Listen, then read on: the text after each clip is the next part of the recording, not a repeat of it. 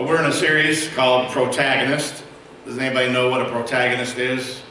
Any literature people? We got a couple English majors. Okay. And so correct me if I'm wrong, but the protagonist is the one who plays the lead role, the chief actor in a story.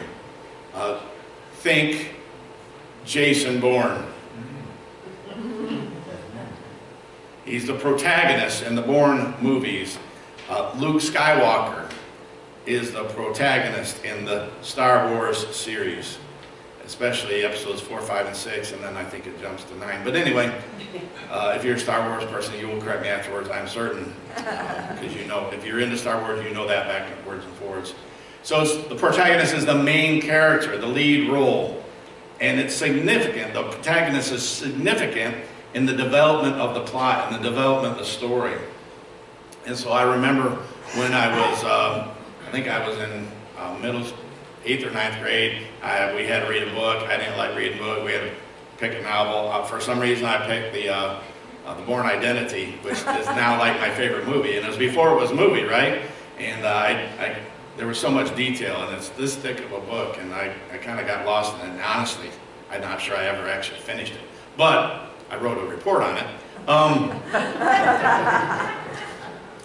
So, you know, I'm a big, what I would like you to do is just imagine whatever your favorite, you know, character is, or movie series, or books, whatever kind of trips your trigger, you know, in terms of your imagination. But for me, it's, you know, I can watch, and I do, I probably watched The Bourne Identity probably 20 times, maybe more, I don't know. Sometimes just kind of as background noise, but the main character, the lead role, is significant in the development of the story. And so Robert Ludlum, he wrote the novels, which the movies are made of in the Bourne series. And so Robert Ludlum, the author, right, he knows everything that there is to know about Jason Bourne, how he's wired, because he's the creator, he's the inventor, he's the writer of the series. So he knows everything that anyone could possibly know about Jason Bourne. Are you with me so far? Yes. Okay. And so now I want to jump into the deep end of the pool, so try to stay with me. I hope you will. Here's the thing. There's no way for Jason Bourne to actually know Robert Ludlum unless Robert Ludlum wrote himself into the story as one of the characters. So Jason Bourne, the main character, could never know the creator unless the creator of those novels wrote himself into the story, into the plot line. Does that make sense? Okay. And that's really the mystery of the incarnation. The incarnation simply means that God became in the flesh. So there's like con carne, you know, that's what, with meat. So carne is like, I think, the Latin word for meat or flesh. And so the incarnation, incarn, is God in a bod, in the flesh. And so there's really no way for us to fully know God on this side of heaven. We can hear echoes of his voice, and creation points to him. He knows all about us. But how can we really know him? So God did what? He wrote himself into the story so that we could know him. But that's a small glimpse into what's happening in this moment of the incarnation. The mystery of the incarnation is that the author of the story writes himself into the story and takes on the lead role. He becomes the protagonist of the story. He becomes the hero, right? The main actor, the main person in the plot. So that we could see him, so that people could touch him, so people could hear his voice and see what he's like. So how are we able to do that today? We're going to get into that in a minute, but for now, I have a question. Have you ever been in a situation where time literally feels like it's standing still? Yeah. So maybe you're at the doctor's office and you're waiting to see them or talk to them and get maybe some test results back, and it's tick, tick, tick, tick, and it just seems like they're never going to come in. And so that happened to me this week. I was seeing a specialist, and it was kind of You know, they took my blood pressure and it was like through the roof. I'm like, well, yeah, I don't know what I'm about to hear, right? And so far everything's good, so don't freak out. Maybe time stands still because your teenager isn't home and they should be home and they were supposed to be home. And every time you look at the clock, it seems like it hasn't moved at all. Or you can't sleep and you look at the clock and it feels like you've been tossing and turning for an hour, but no, it's been 10 minutes. Anybody feel that way? That happened to me on Wednesday, not the sleep part, but in my basketball game. My 8th grade boys basketball team had a game. We had lost to Maple Valley, the first game of the season. And I really, in the worst way, I want to beat them. And, so I want to beat everybody that we lost to the first time. And so we had a 10-point lead. And I looked up the clock and there was 4 minutes to go. And so a few plays later, I look up and only like 15 seconds had gone off the clock. And I'm like, okay, come on, let's go. And it seemed, then it seemed like a half hour went by and the clock said 3 minutes and 15 seconds. So, we've all probably been in those moments. Those last 4 minutes seemed like it lasted for hours, but fear not, we ended up winning by 12. And when I walked into the locker room, my team dumped water on me, which was very cool, literally. Which, God love them, they're middle schoolers, especially boys, it's like herding cats sometimes. And one of them goes, hey coach, did you bring a change of clothes? Yeah, because I always bring a change of clothes in case somebody throws water at me. Anyway, they were concerned that I might get cold when I stepped outside. Anyway, the things that these people say. Anyway, so by and large, most of us are just not very good at waiting. Would you agree? We're starting the series on Advent. Jesus is coming. And we're going to be landing in a part of the Bible that maybe you wouldn't expect for us to land, the Old Testament. And specifically Isaiah 64. And so I guess the title of this sermon, the working title I guess, is The Great Waiting Room. We're kind of in this great waiting room in between his first coming and his second coming. We're waiting for his second coming. But we're going to be talking about waiting and how we need to get probably better at it. So this is pretty good stuff. Isaiah 64 verse 1, the prophet is praying, "Oh, that you, O God, would tear open the heavens and come down so that the mountains would quake at your presence." He did come down, didn't he? Verse 2. "As when fire kindles brushwood and the fire causes water to boil, to make your name known to your adversaries, so that the nations might tremble at your presence." Verse 3. "When you did awesome deeds that we did not expect." Has God ever done stuff that you didn't expect him to do? Yeah. "You came down, the mountains quaked at your presence." And really where we're going to be focusing a lot of our attention today here is verse 4. "From ages past, no one has heard, no ear has perceived, no eye has seen any God besides you, who works," talking about our God, "who works for those who," what? Wait for him. So we're going to start with verse 1 just to kind of get a backdrop. "Oh, that you would tear open the heavens and come down." God wrote himself into the play. And he answered this prayer for him to come down, and boy did he come down. And I had never really looked at Isaiah 64 in the light of Jesus' birth before. The heavens were tore open, and God came down. If you think about it, the heavens have been tore open on several occasions. In fact, when Jesus was baptized, the heavens were opened and the Spirit tore open the skies and said, "This is my Son, I'm well pleased." And so, the first Advent points to the second Advent, when Christ returns. If you think about it, the Jewish people waited for centuries and centuries for this Messiah to come. They'd heard about this Messiah, what the Messiah was like, what the Messiah was going to do, and now we are waiting again for his second coming. We're waiting. We're in this massive waiting room, smack dab in the middle between the first Advent and the second Advent, his first coming and his second coming. Would you agree that we're living in a troubled time?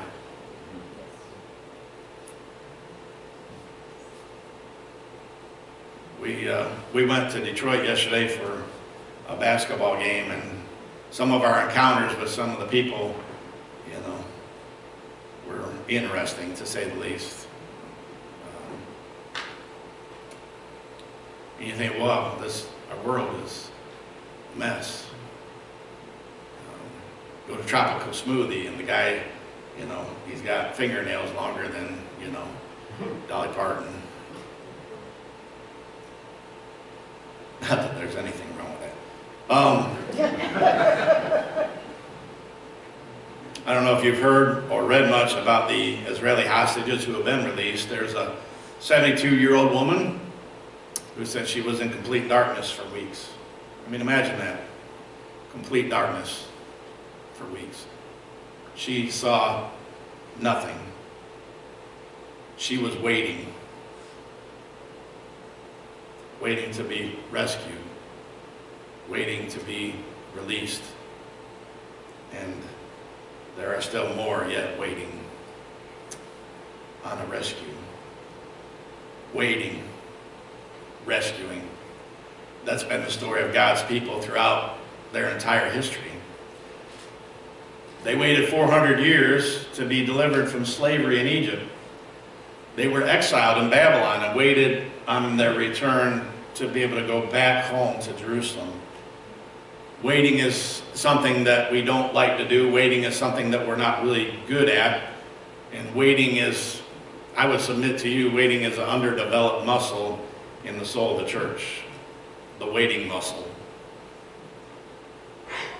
The psalmist wrote, "Be still and know that I am God." I think there's a connection between our knowledge of the Holy One, our knowledge of God, and our ability to be still.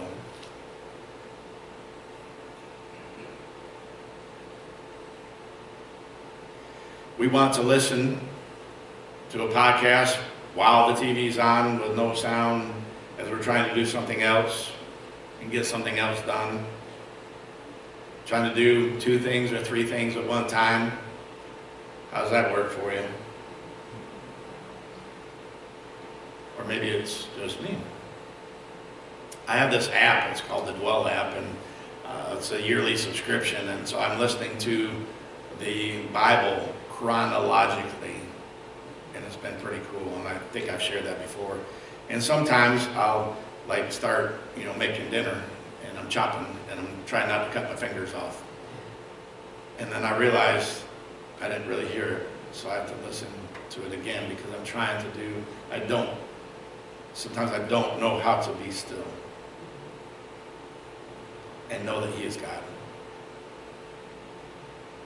We're not good at being still, are we?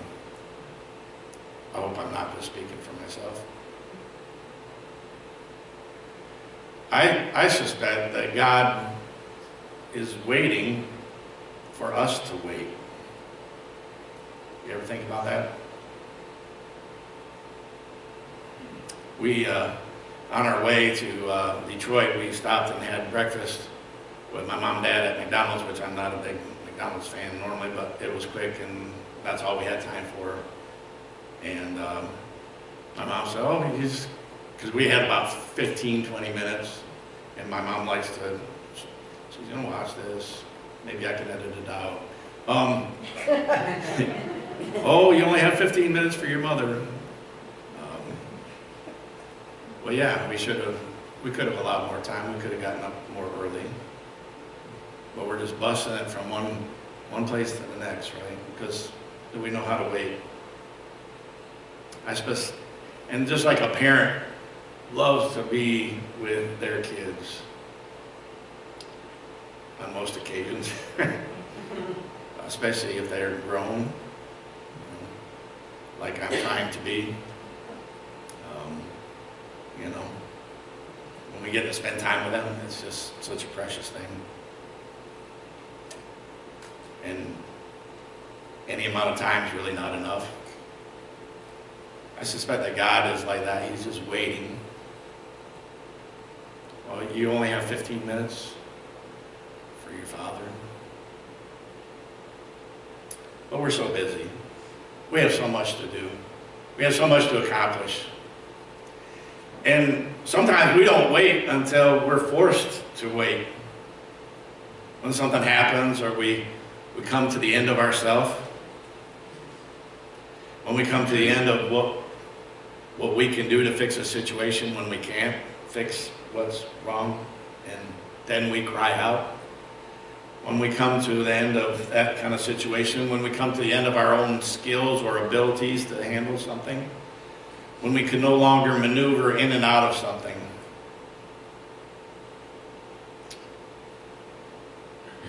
A buddy of mine, he's in my small group that meets on Tuesday, usually by Zoom, 2 other pastors and me, and he's had to slow down.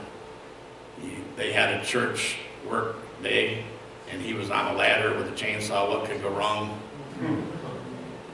And he fell, and he broke his pelvis, and some other stuff got damaged, and so he's had to drop it down a gear. And he knows that's a good thing, and he shared that. I hope I'm not speaking out of school, but it's too good of an illustration not to mention. I would suggest to you and to myself that the Lord is waiting for us to wait for Him to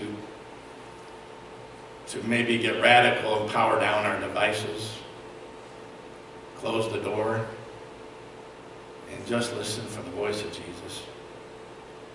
Pray to your Father who sees and rewards what is done in secret, according to the words of Jesus. We can also wait for the Lord in the midst of our day, and that's what I'm trying to get better at, is throughout my day, trying to listen, trying to steal moments, become conscious and aware of His voice, and to work out the waiting muscle in me. Maybe you'd like to work out the waiting muscle in you. So how can we do that? How can we wait upon the Lord? How can we work out our waiting muscle? I don't know about you, but when I get still, I know that He is God, and I realize that I've been doing this and I've been doing that, and the whole time God's been waiting on me to get to the place where He can work in me, and so that the clay is soft enough that He can start to mold me and shape me more into His image.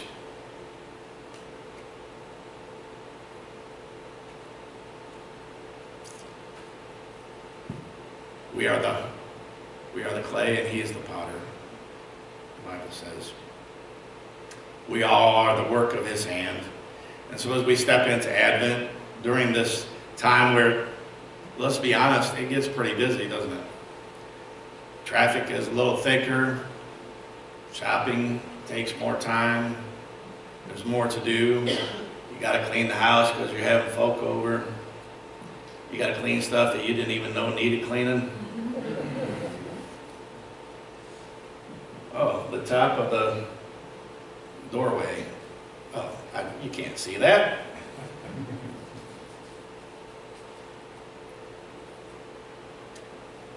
Fixing meals, wrapping presents, taking time for all that stuff.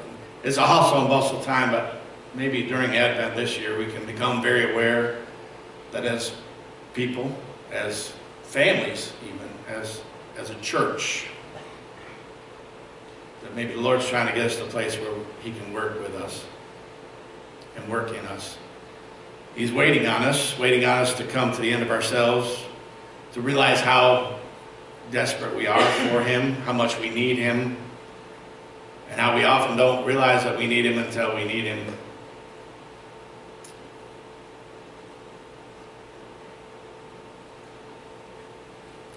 The pandemic kind of slowed us down, but we're right back to going 100 miles an hour all the time.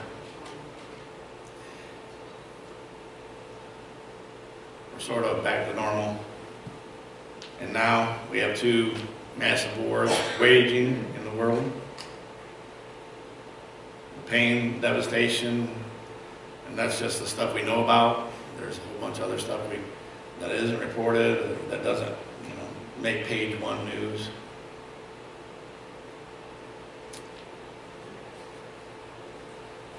There's stuff going on in our own lives that is difficult, challenging, although we have it much better in North America than other parts of the world.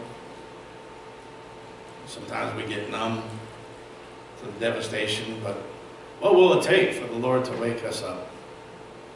Paul wrote, "Wake up, sleeper. Wake up, sleeper, and rise from the dead, and Christ will shine on you."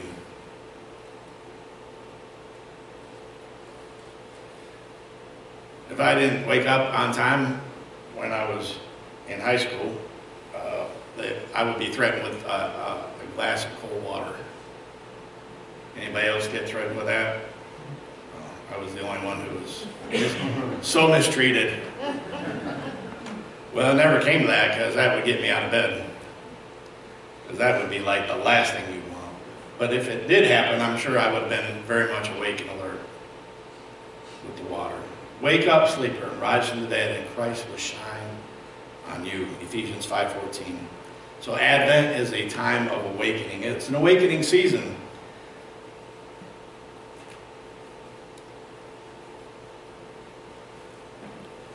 Oh, that you would tear open the heavens and come down so that the mountains would quake at your presence. Well, he has come down in Advent, and we're reminded where he landed, a little town called Bethlehem. And we're reminded that he is coming again. The song, "It Is Well." "And Lord, haste the day when my faith becomes sight. The clouds be rolled back as a scroll. The trump will resound, and the Lord shall descend. Even now, it is well with my soul." Well, I hope and pray that this Advent will be an awakening time for you and yours, an awakening time for me and mine, and that we will indeed wait for him so that he can do the vital, important business of transforming us into his likeness, to be more like him. Jesus, the guy who took time for children when the disciples said, get these children away. The guy who didn't care what people thought and ate with the people who had the worst reputations in town, that guy. The guy who touched and healed people who were overlooked or even invisible to everyone else, that people would just walk by. He noticed and took time for. He cared for the lonely and the hurting, the broken and the bullied, the abused and the downtrodden. The guy who said, "Love your neighbor as yourself. Pray for your enemies and those who despitefully use you." That guy that we are to be more like. Waiting for him allows him to work in us and to mold that clay and to make us more like him, like all the characteristics that I just talked about and more.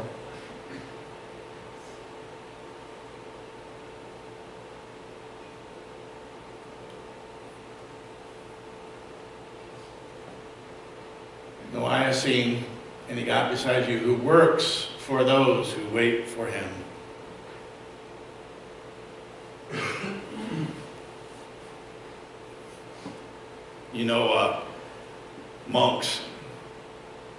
Monks get up in the middle of the night sometimes and they go and they pray.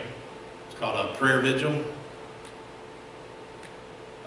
Not sure some of us could or should do that, but wouldn't there be something about that you get up when nobody's up, get up in the middle of the night, and that would tell you that there's something different going on. This is not ordinary. I'm breaking the pattern in the cycle of my life. I'm interrupting the pattern. Well, Advent is an interruption. God came down. The heavens were opened and he came down. When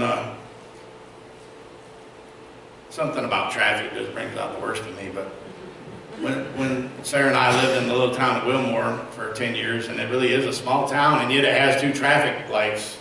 Go figure. One of them is on a timer, and there's no road sensor to let the light know that it has to change, because you're sitting there by yourself going north and there's not a car in any direction of the compass, and it seems like 5 minutes, right? There's traffic lights around like that as well. When we go to Indiana, there's one right off of 24 that we seem to catch all the time, and there will be nobody there waiting to turn. Well, anyway, we have road sensors. Why? Because we don't like to wait. We don't want to wait. But this traffic light doesn't have one. And I would try to time it, and if I saw that it was going to turn red, then I'd speed up. And if I was way far away and I saw it was about to turn red, then I would just slow down and hopefully, coast and then maybe catch it when it turns green. But even though it seemed like, if you caught it just as it turned red, you would feel like it was 5 minutes, but really it was only 47 seconds. Not that I timed it or anything. I think it just shows that the muscle of waiting in my soul is weak. How do we strengthen it? Like any other muscle, you got to start working it out. How do I do that? By waiting. How much time can I spend in the waiting room today? So to get better at waiting, we have to wait. Isn't that great? Aren't you glad you came today? Like, how much time can I waste on the Lord today? Because I got stuff to do. How much time can I really set apart and be still? That's Advent. Maybe we could have a contest. How much time can I spend in the waiting room today? Maybe our Apple Watch, our smartphones could track it. I don't know. There's an app for everything, right? Well, we've tried everything else, because we've got to get to that place that the clay, we're the clay, he's the potter, so he can reorient us. He can shape us, because we're a mess, so he can shape us to be more like him. That's what waiting is about. And if you think about the times you've had to wait, they were probably times of prayer. Talking to the Lord about what was bothering you, or what you couldn't control, what was beyond your control. As you waited for an answer, as you waited for resolution, as you waited for something. It's when our waiting finally meets up with God's waiting, because he's waiting for us to wait.